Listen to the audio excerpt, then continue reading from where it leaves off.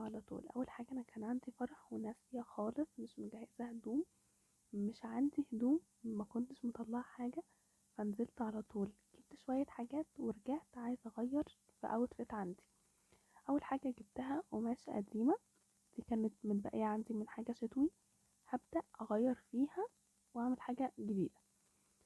اول حاجه جبتها قسمتها على اتنين، قسمتها بالنص يعني، وبدأت اخد من كل طرف 4 سنتي او 3 سنتي او 2 سنتي زي ما تحب. كل ما زودنا في السنتيمتر كل ما صغرت عندي. حلو. كل ما قللت في السنتيمترات كل ما هي كبرت معايا. بدأت اوصل الناحيتين بعد ما حددت، وصلتهم مع بعض بالطباشير او اي قلم عندك اي حاجة، وبدأت اقص. طيب انا عندي القماشة اللي كانت على شكل نص دايرة زي ما انتوا شفتوا في الاول. طيب انا لو عندي قماشة دايرة مثلا، او انا عايزة اعمل الاتنين مع بعض، اعمل دايرة واقسمها بالنص واروح قسمة نص تاني زي ما انا عملت بالظبط. حلو كده، وكده هيطلع معانا اتنين قد بعض بالمرة بدل ما اشف تاني واعمل اي حاجة. اهو بعد ما قصيت هيطلع ده معايا الشكل. هجيب بعد كده القماش اللي هو بيلمع ده، ده كان المتر منه تقريبا ب15 جنيه، وهبدأ اخد منه على قده بالظبط. هثبت بالدبابيس اهم حاجة، وبعدين هقص على نفس الشكل اللي عندي واحدة واحدة، وهو بيتقص عادي بالراحة يعني مفيهوش اي مشكلة، ومش هيكعبل معانا ولا اي حاجة بالمقص. حتى الحبيبات فيه او الترتر او الخرز ده مش هيكعبل معايا خالص، وزي الفل يعني شغال 10/10. بقص واحدة واحدة وعلى مهلي قوي، ولا كأن عندي فرح كمان ساعتين ومستعجلة وخلاص. حرفيا كنت بجري حوالين نفسي في اليوم ده، بس بجد ما كانش عندي اي خيار تاني. ما عنديش حاجة البسها، وحاسة ان الاوتفيت اللي في دماغي مش هيكمل غير بيهم.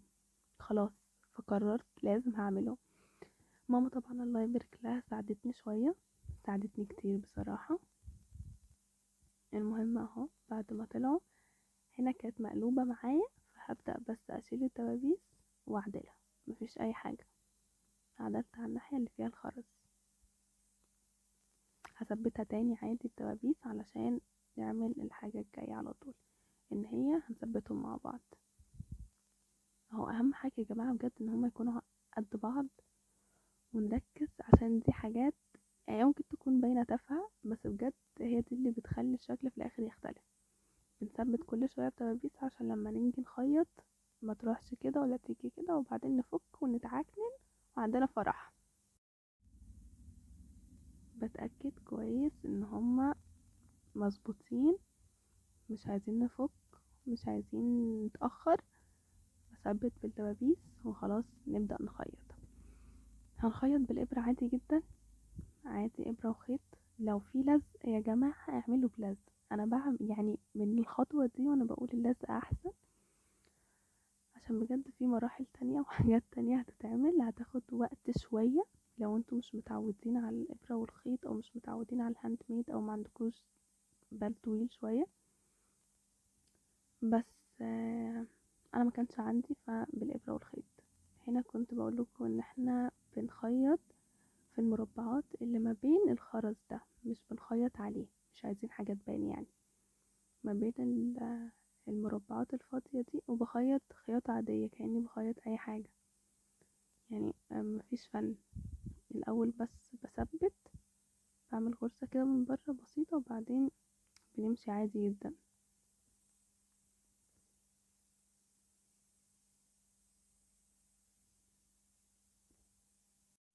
انا طبعا بطيئة في الحتة دي علشان بوريكم اللي هو يا بص انا بعمل ايه وكده واحدة واحدة.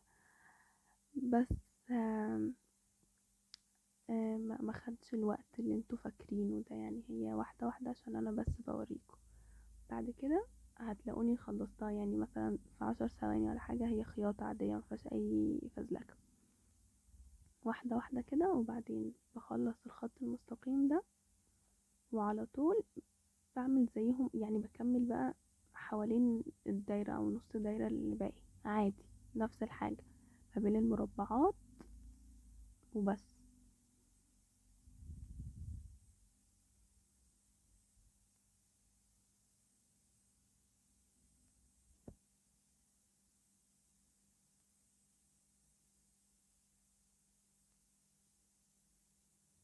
بتأكد طول ما انا ماشية وبخيط ان هما مظبوطين علشان معيطش. بعد كده، ودي خطوة مهمة وسريعة جدا، انا عندي السلسلة دي او السلاسل دي كان عندي جايبة المتر ب10 جنيه، ممكن حد يجيبها ارخص هيكون انصح مني اكيد، بس هي ب10 جنيه مش حاجة برضو. رحت جبتها وماما حبيبتي قسمتها على 3. ال3 دول طبعا كانوا بأطوال مختلفة. طيب عملناهم ازاي؟ بتقيسي عادي، اول جزء بيكون اطول من الوسطاني ب4 سنتي، والوسطاني بيكون اطول من الاخير 4 سنتي. 4 سنتي دي مثلا انا بجبرك عليها؟ لا، براحتك يا ست الكل، 4 2 5 6 اللي يريحك، او على حسب كمان الطول والشكل المناسب اللي انتي عاوزاه. باخد اكبر واحد اللي هو اطول واحد فيهم، وببدأ اثبته في الطرف، بثبته عادي، ما فيش برضو اي فن، معرفش انا ليه بطيئة كده. المهم انا بوريكم يعني ان اطول واحد فيهم هو اللي بيكون على الطرف القماش من بعيد، وببدأ احسب المسافات ما بين كل واحد والتاني، انا هوريكم كمان شوية. المهم بثبت وبقص عادي، وبعدين بلضم الخيط عادي جدا برضو، وبروح اجيب الطرف التاني واخيطه في طرف القماش. مفيش اي حاجة، وهو مفيش اي فن بجد، بس علشان محدش يكون عنده اي تساؤلات او افكار اللي هو ثبتيها ازاي او عملتي ايه. عادي بثبت اي خياطة هبلة على فكرة كمان هتنفع، يعني مفيهاش اي حوارات. بثبت عادي جدا، وعلى فكرة المرحلة دي تاني اصعب مرحلة فيهم بجد، علشان اللي جاية هي الاصعب، او مش اصعب، هي مملة شوية. المهم هنا علشان تثبتي السلسلة وانتي بتخيطيها، ده كان يعني اختبار من عند ربنا لثبات نفسي وحاجات كتير بصراحة. المهم بخيطهم و... وبحط نفسي هدف واحد، ان انا عندي فرح وما عنديش اي احتمالات، انا لازم اروح الفرح بدول، مش هينفع. وبصراحة هما حطوا الاوتفيت كله في مكان تاني، يعني انا اتخيل ان الاوتفيت من غيرهم لا. حاسه ان هو برافو عليا ان انا رحت وفكرت وعملتهم في الاخر. بقص عادي جدا برضو، مفيش اي فن بجد. بجيب بعد كده الوسطانية، احنا مش قلنا ان هما 3 كل واحدة اكبر من التانية ب4 سنتي؟ شطار، سمعوا معايا. جبت الوسطانية بقى، وبرضو رحت عملت ايه، بثبتها زي اختها، ما مفيش اي عنصرية.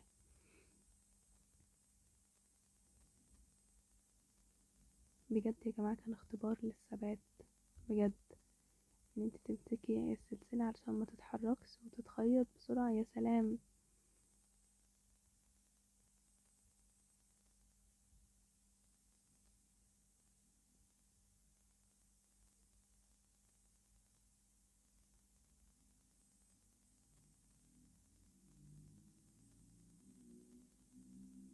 واحدة واحدة يا جماعة، انتوا طبعا ممكن تعملوها احسن مني بكتير، بس انا بجد عشان كنت مستعجلة، اللي هو يلا انا عايزة انجز، هما ساعتين بالظبط، اللي هو خلاص صحابي بيتصلوا واحنا هنلبس وخلاص، ويلا يا منار وبتاع، وانا لا أبالي، بخيط وبفنن في ساعتين، مش حوار. هما واحدة واحدة.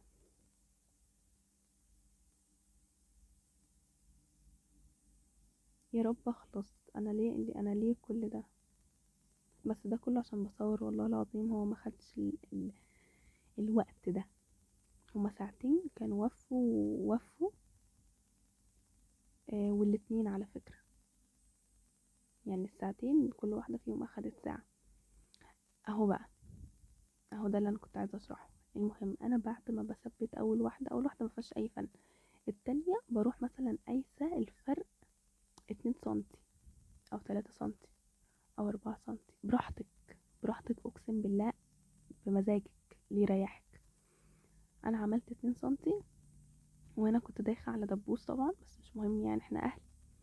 المهم حطيت الدبوس علشان اللي هو انا بحدد ومش عارف ايه وكده، بس انا طبعا ما عملتش كده في التالتة، عادي اللي هو اخدت المقاس ورحت خيطت على طول من غير اي فزلكه.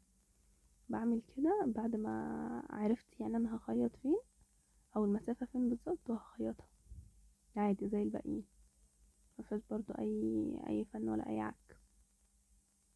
بصوا بتتحرك بجد، بتتحرك كتير ومتعبه، متعبه مش سهله يعني. بس برضو هرجع اقول هي ما خدتش الوقت اللي باين ده، ولو انتوا بالراحه كده ومش مستعجلين كانت خلصت في هدوء وراحه ومفيش اي عك.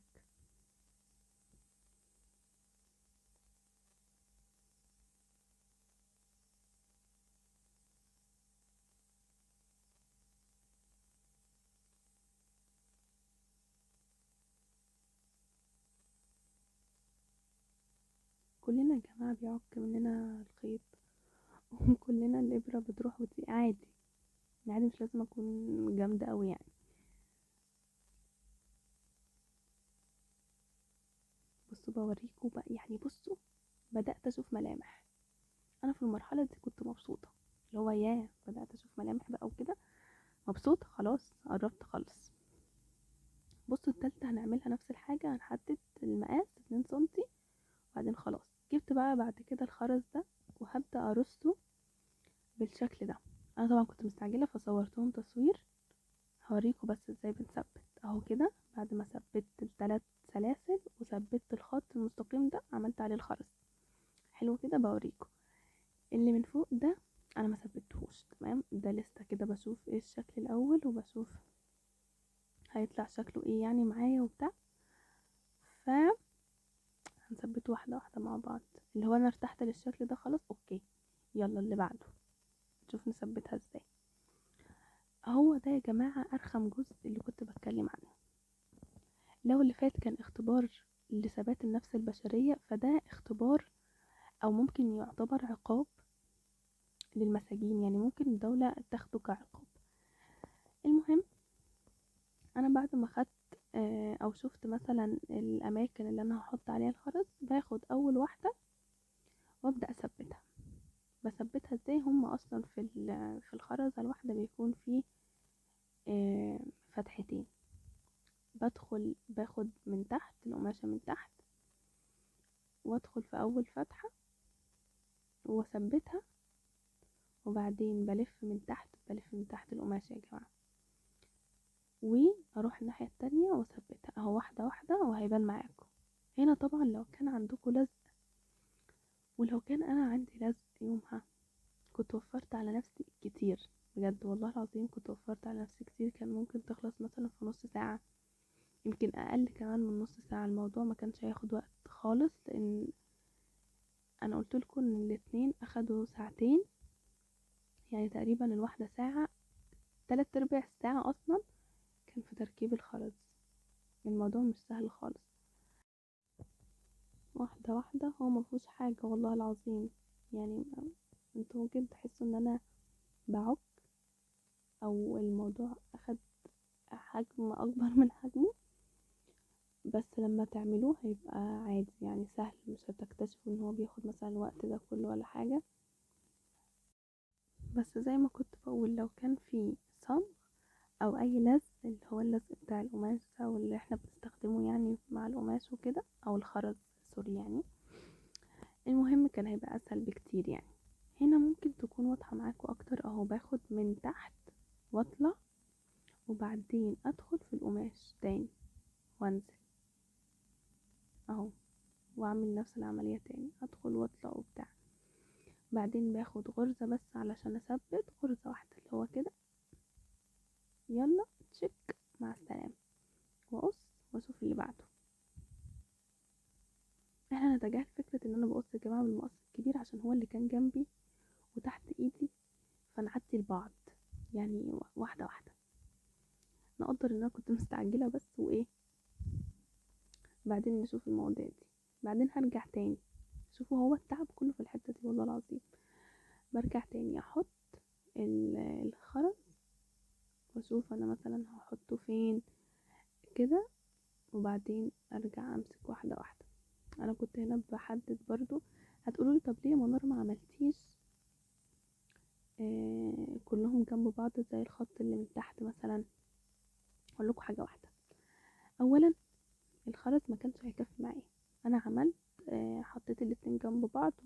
الخرز هيكفي معايا قد ايه. لا، طلع مش هيكفي معايا غير اللي هما الحبة دول. تمام، هما كانوا 7 أو 8 تقريبا لكل واحدة. ثانيا وده الأهم يا جماعة بجد، أنا كنت متأخرة.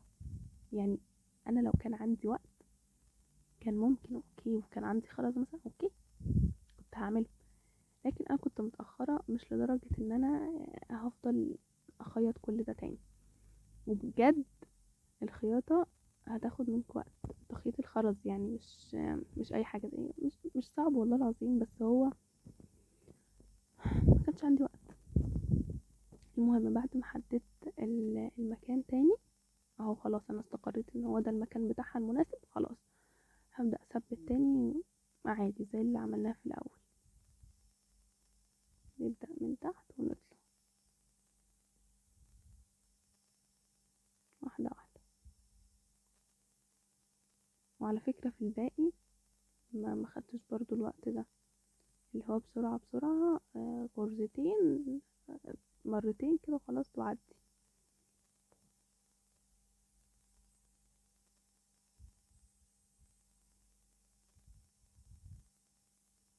خلصنا الحمد لله، اللهم لك الحمد والشكر. ده شكلها، ده شكلها يا جماعة. هنا بدأت أتبسط وأزخطط وأتنطط ومبسوطة. تمام، هنا بقولكم إن لو كان عندي خرز زيادة كنت هحط مثلا آه كله، يعني كان هيبقى الخط كله شبه اللي تحت بالظبط. او لو نزلت مثلا وفكرت ان انا اروح اجيب خرز تاني واكملها، بس الامانه انا ما كملتهاش. المهم جبت التانية، قصيت زيها بالظبط. وطبعا مامتي حبيبتي اللي عملتها، ربنا يبارك لها، لولاها الصراحه ما كنتش هنجز اي حاجه. بحاول اوريكم وهنتجاهل الكركبه دي خلاص، مستعجله خلاص مش هروق يعني. المهم ده شكلها في الاخر. وهعمل التانية بالظبط، بوريكم اهو ان انا قصيت واحده شبهها بالظبط دي كانت متخيطه خلاص، والسلاسل المقصوصين 3، وهنبدأ نحط الخرز. بس خلاص هما تقريبا كل واحدة بالظبط أخدت ساعة، وعشان الخياطة والله العظيم. وبس كده، مبروك علينا.